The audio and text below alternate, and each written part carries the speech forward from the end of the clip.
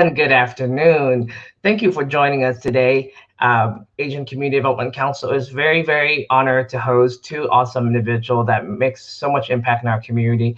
Of course, first, our Congresswoman from Nevada District 1, the Honorable Dina Titus, and the Program Director for Chispa, Nevada, Rudy Zamora. We are here to really capture the very, very last moment of this incredible process that took place the last year. I think we've been doing a lot of work around this, but the census comes to us every 10 years, and it's such an incredible project that takes all of us in the country, and not just the one or two communities, but all of us get together and really make sure that everyone is counted in this process. And from the federal government down to the regional government to municipality and through community organization, we have so many groups that come together every 10 years to do this. And one of the hardest part to do this is that because it comes every 10 years, it's very difficult sometimes to really remind folks, what is this all about? And we want to make this very last push so that we can get everyone counted. And Asian Community Development Council has been here since 2015. Our existence is really to promote and advance the interests of the Asian Pacific American community here in Nevada. We are the fastest growing population in the country, as well as here in Nevada, and we have a very diverse community, over 28 languages and culture right here in Nevada, represented in this organization, this group. So without further ado, really want to introduce a very, very amazing person who have dedicated her entire life into making sure that all of us are included in everything that she does, from her time as a professor to her current time in Congress. Congresswoman Dina Titus has always been a champion of education and a champion of all of us to be able to be together and make sure that everyone is heard. And now with this process, with census, everyone is counted. So without further ado, I'd like to introduce Congresswoman Dina Titus. Well, thank you so much. Thank you, Uwe, and thank you, ACDC, for sponsoring this. And it's great to see Rudy here too, because it's so important that we talk about the census and we get people in these last 5 days to be counted. I love that video that you ran where it showed the days ticking off. That was just great. And I like the way you talk about the diversity of our area and how everybody needs to be counted. You know, my district is the most diverse in the whole state. It's right here in the heart of Las Vegas. And that makes it very interesting, but also it's often underserved. So we want to be sure that people are counted so that we get the resources we need to serve every population. And an exciting part of the census this time is that you can delineate so much more clearly what your ethnic background is, and it's available in a number of different languages. So that makes it more accessible. You know, if we don't count everybody in the state, we run the risk of losing $20,000 a year per person. And that's resources that we don't want to lose, because the money that comes to Nevada from the federal government goes for programs like Head Start, first responders, Medicare, Medicaid, healthcare, lots of different programs that people depend on. And our allocation of federal dollars depends on our population. You saw that a lot with the way the formulas came out in the recent CARES bill that was to help us get out of the COVID pandemic and help our economy recover. So it's just so important for people to be sure that they're counted in this census. And we want to get the word out to everybody that it's not just this year that it would have an impact. It's for the next 10 years. So I'm glad to be here to talk about how it's working, what's going on, what we can do to help, because we've just got 5 days till October 5th to get those numbers in. So thank you very much for having me join you today. And now we'll go to Rudy Zamora with Chispa for his opening remarks. Awesome. Thank you, Yui. Thank you, Congresswoman Dina Titus, for joining us today. As both of you have mentioned, we are in the final stages of getting the census count in.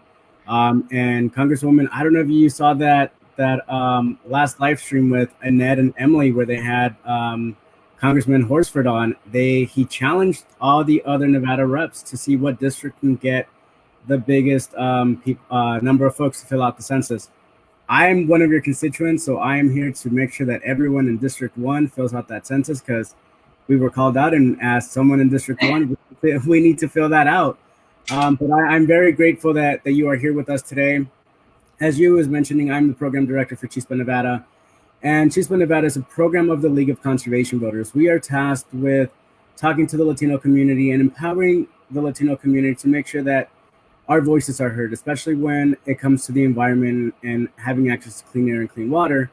But right now is a very crucial time to ensure that our families are being counted. As you mentioned, the census not only gives us money for Head Starts, but it gives us money for roads, and it gives us money for so many other things that benefit our communities on a daily. So again, thank you for being with us here today, and we're looking forward to this conversation. All right, thank you, Rudy. So I get the honor of also asking the first question. You know, the Congresswoman, last Thursday, a federal judge in California ordered the Bureau to continue counting everyone until October 31st. And we were all elated because we want more time to make sure that everyone of us are counted. And then, of course, Secretary of Commerce responded that he will end it on October 5th. So there's a lot of confusion. Can you explain what that means, and what should we be doing? Which date should we be sticking to, and how should we be really counting down which date, and what should we do for the last push?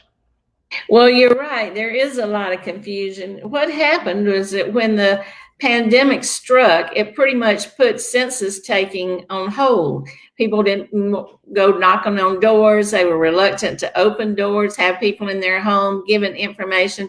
So that stalled the count. As a result of that, the first judge says you can count all the way through to the end of October. And we thought that was great. That would help to make up for that lost time. Then the Secretary of Commerce under this administration says, no, we're going to ignore that ruling by the federal judge and just give you till October 5th. That is still up in the air, but this administration tends to ignore the rules at every chance it gets. And they, of course, don't want these minority communities counted. So they may just bulldoze ahead and say we can only go to the 5th.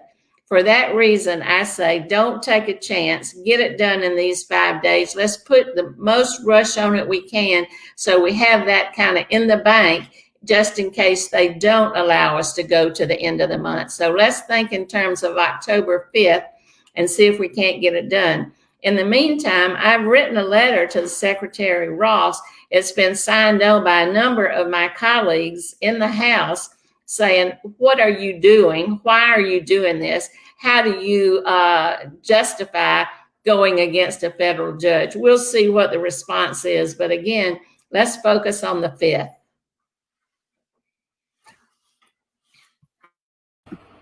Thank you, Congresswoman. That's a perfect segue into my question. Not everyone may be aware that legislation was introduced to extend all of the 2020 census deadlines. Is there any update that you can provide for us? Well, just beyond what I said, we haven't heard back from Secretary Ross to see if indeed he will overturn his decision to go the 5th and go all the way to the end of the month like the judge has. But I just don't think we can take a chance. That we need to get as much done now as we possibly can. We hope that it's extended, but we're not sure.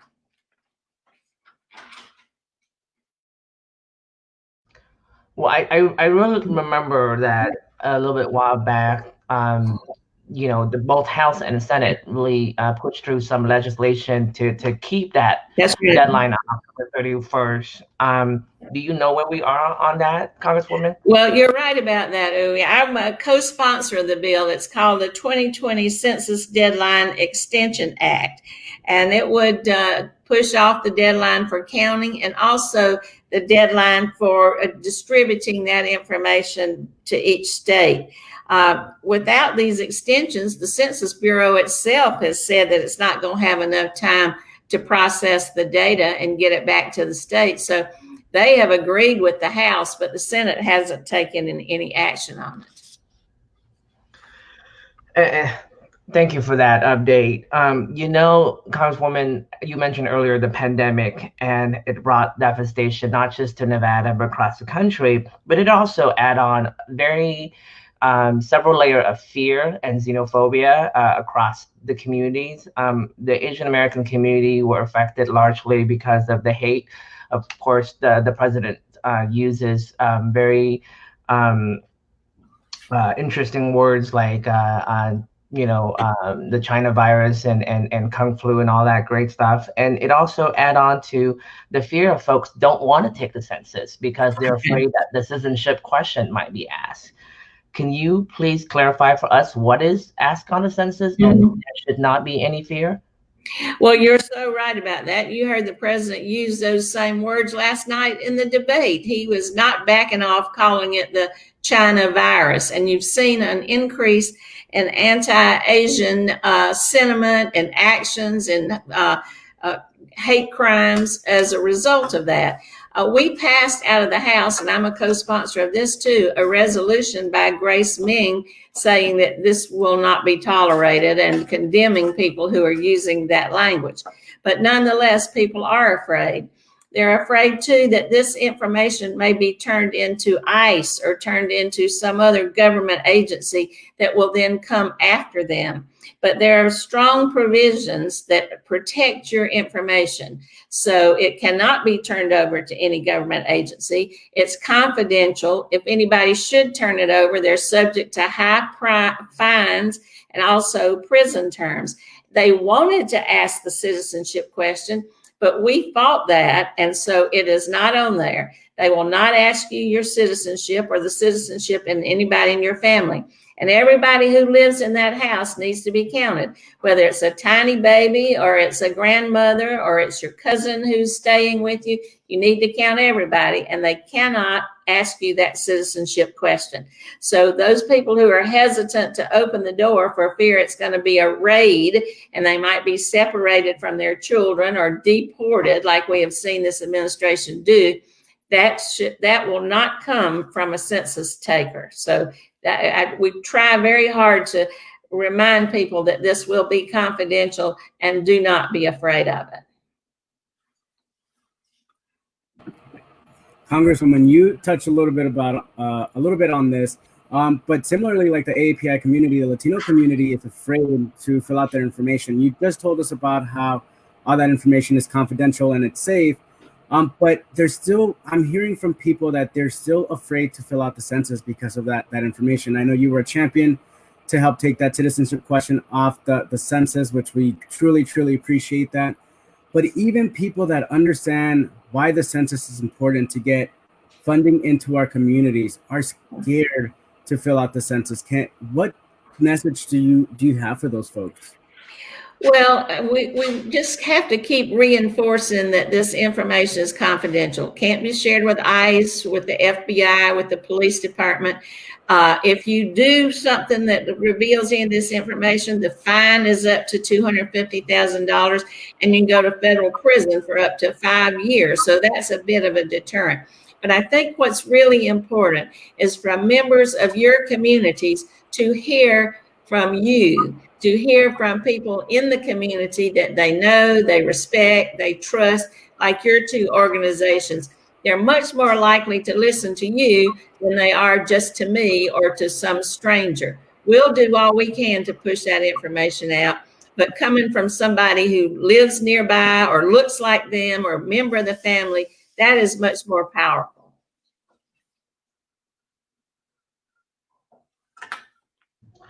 Thank you for that. I think you are right about working in our communities and build that trust, and so that folks are able to really believe the source are coming from the correct entity. Echoing Rudy's sentiment that we are also being undercounted, as well as many communities of colors are also at risk of being undercounted. The importance of it, and we touch on it a little bit about funding, but I think people still don't understand those fundings details, like what are the fundings, what does it fund, and without it, what will we go without? Yes. Well, it's so important to minority communities to be counted, and the reasons that they are undercounted. Sometimes it's been a language problem, sometimes it's been access, sometimes it's fear. All of those things combined.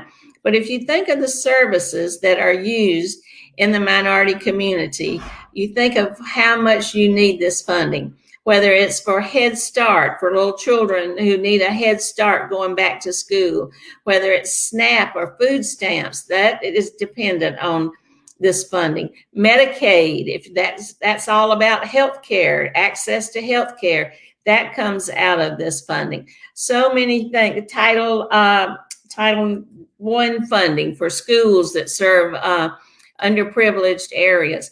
But more recently, the COVID recovery money was based on formulas that included population. And that's everything from unemployment to loans to small businesses. So small businesses are very important in the minority community. Many family-owned small businesses, both in the Hispanic and Asian Pacific Island community. So the aid that was made available to the state was based some on population. And the money that we hope to get to come back to the state through the next HEROES Act, again, will be based on population. And that's money that the state and local governments use to pay teachers, to pay firefighters, to pay police officers, those sanitation, the things that are on the frontline services, all should be very important in the minority community. And that's what we'll get less funding for if our folks aren't counted. And, just another thing that is important to me is having those numbers in the census for years to come shows what kind of community we are. It shows our diversity. It's part of our history. It says to the world, look, we're an international city with people from everywhere in so many languages. That's a part of our culture to be proud of and to record. And I think that's important.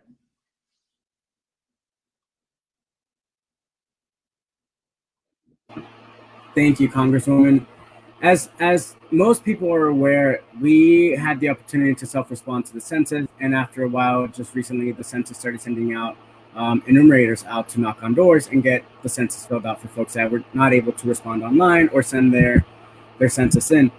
But as we're talking to community, I know that as I'm having those conversations, a lot of my community and my volunteers are telling me that they've already responded to the census, but that the census workers are still knocking on their door. And as you may know, for immigrant family or any regular family, someone knocking on the door, especially in this time and age, can be a scary situation. Could you tell us why the Census Bureau would still be sending workers to households that have already responded?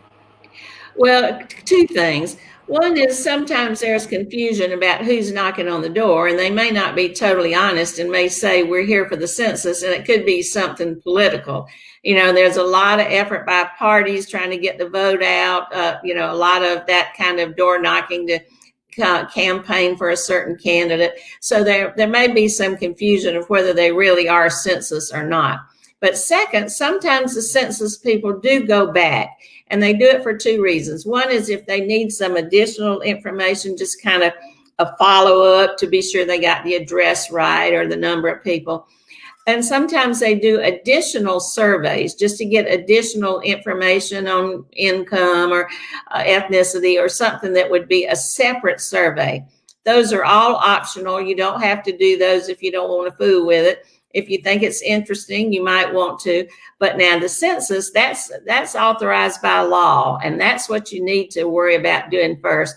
These additional people, that's just up to you if you want to open the door or not. But get that original census filled in and turned in to somebody who'll come knock on your door if you haven't mailed it in.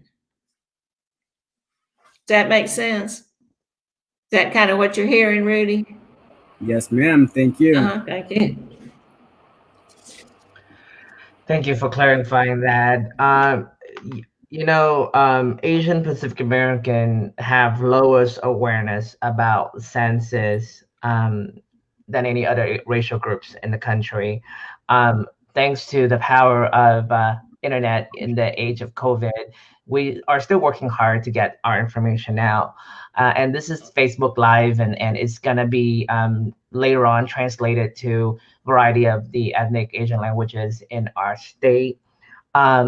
What would you say, Congresswoman, to the Asian Pacific American household that is going to be watching this right now live, or going to be watching it later on? What message do you have for us?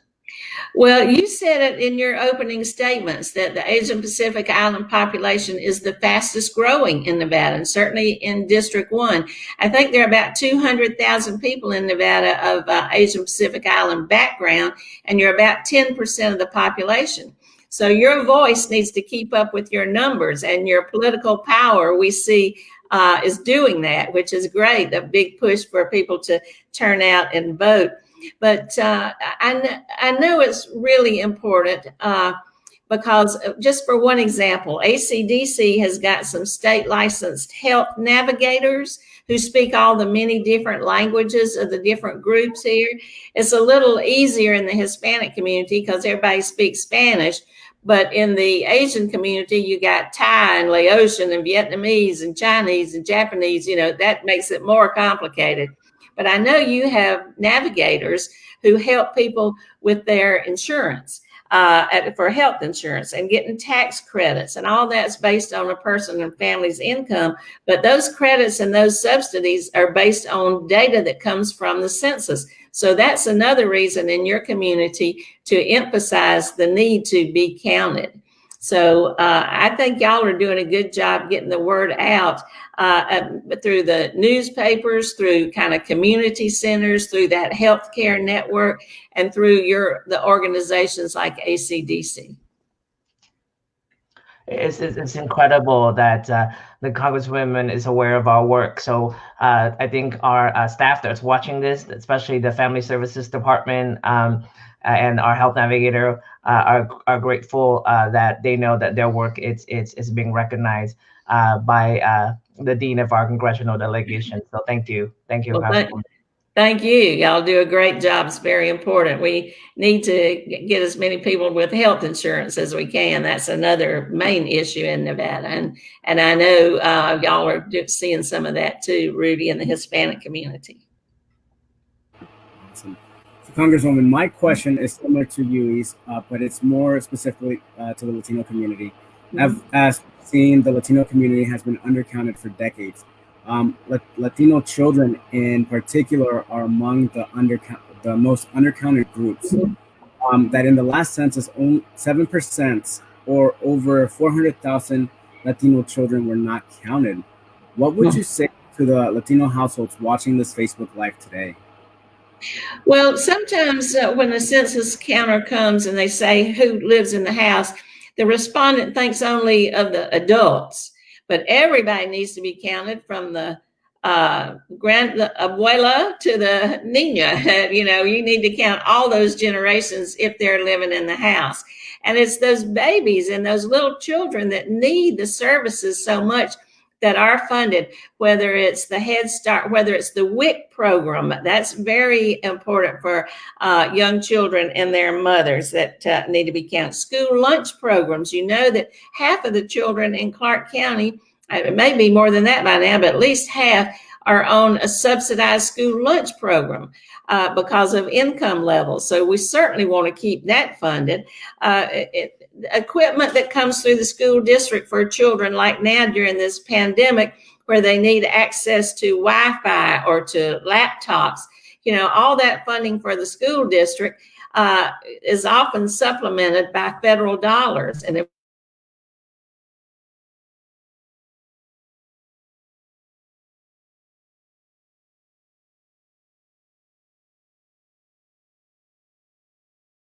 emphasize it there.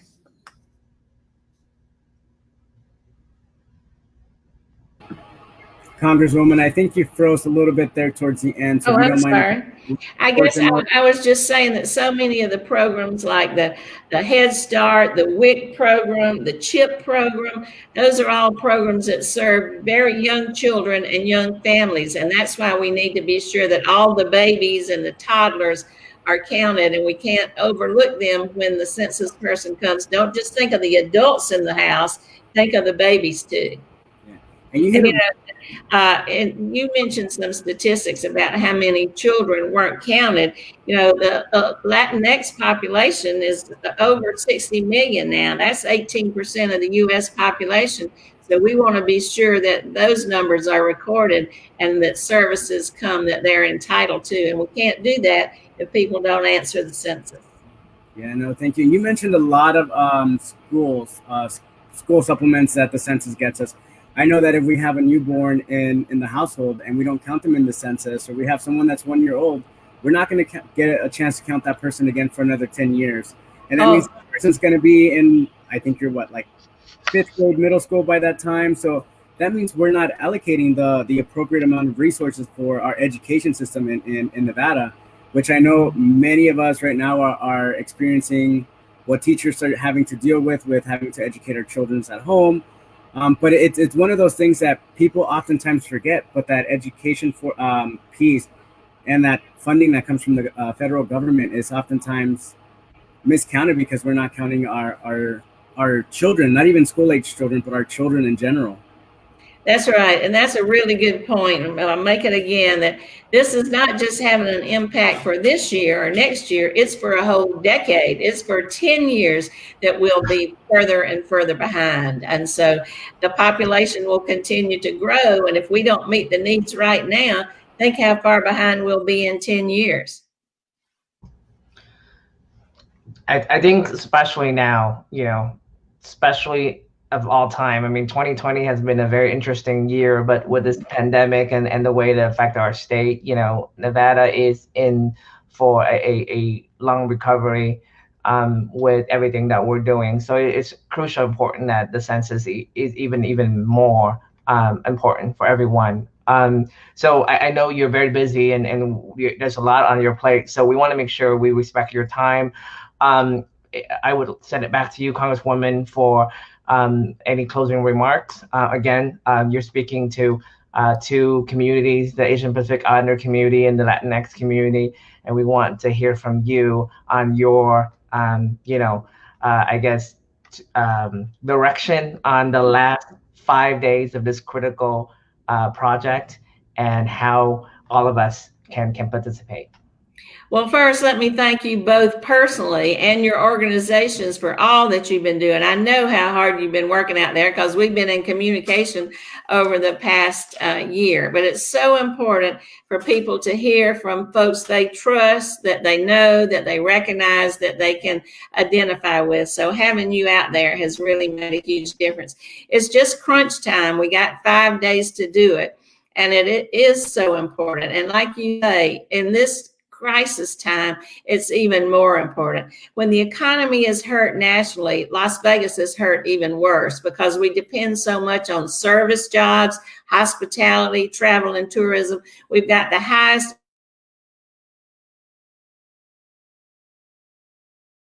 restaurants will close and never open again. These are prevalent in the minority communities. All the federal funds that we're entitled to, we have them, we can get them for the next 10 years, and then we can start to come back. If you don't address COVID, you don't get the census counted, we don't pass this recovery bill, we're going to be hurting for years to come. So this is an important first step. We'll be out there doing what we can, getting the information out. Hopefully it'll be extended, but if not, we got 5 days to do it. So thank you for what all you have been doing, and I've enjoyed talking with you today. And Rudy, and you could give us a few words on your closing remarks as well. Awesome. No, thank you. Like the Congresswoman said, we have these last 5 days to fill out the census. If you haven't taken the time, it takes about 10-15 minutes max. It's really, really important to make sure that we are making sure that all our families, including the little ones, are counted. And like the Congresswoman said, make sure that everyone in the household is getting counted.